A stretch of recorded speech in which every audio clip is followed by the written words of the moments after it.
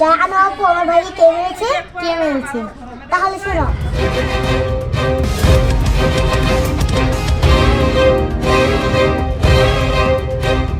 আপু এখন আমাদের কি করা উচিত? চলো চেয়ারম্যান সাহেবের কাছে যাই, সে একটু পরামর্শ দেবে।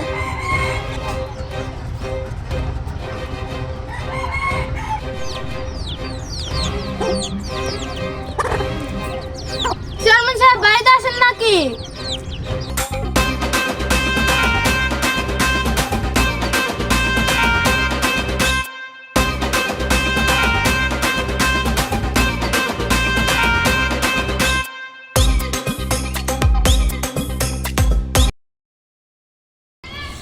বলো।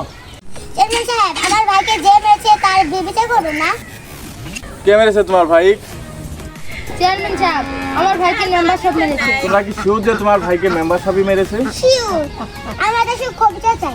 তোমরা সূক্ষ্ম বিচার পাবে, সমস্যা নেই। তোমরা এখন বাড়িতে যাও, আমি বিকালে একটা সালিশের ব্যবস্থা করতেছি। তোমরা এখন বাড়িতে যাও, ঠিক আছে? ঠিক আছে। ঠিক আছে। হ্যালো মেম্বার সাহেব, আপনার নামে তো একটা কথা শুনলাম, এটা তো আসলে সত্যি। এখন আপনাকে 10 ঘন্টা টাইম দিলাম, এটা আপনি ঠিক করেন, না হলে আমার ব্যবস্থা করা লাগবে, বুঝছেন? আচ্ছা রাখি। শালারে রাখা ছোটো ভাইরে রাখা দরকার আসলে মেম্বারে। কই গেলা?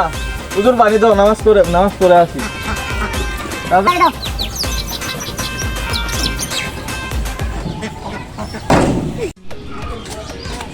চেয়ারম্যান সাহেব।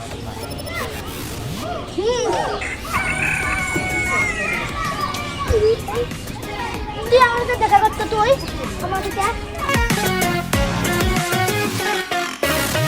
আপু এবার আমার ভাইয়ের সূক্ষ্ম বিচার হবে।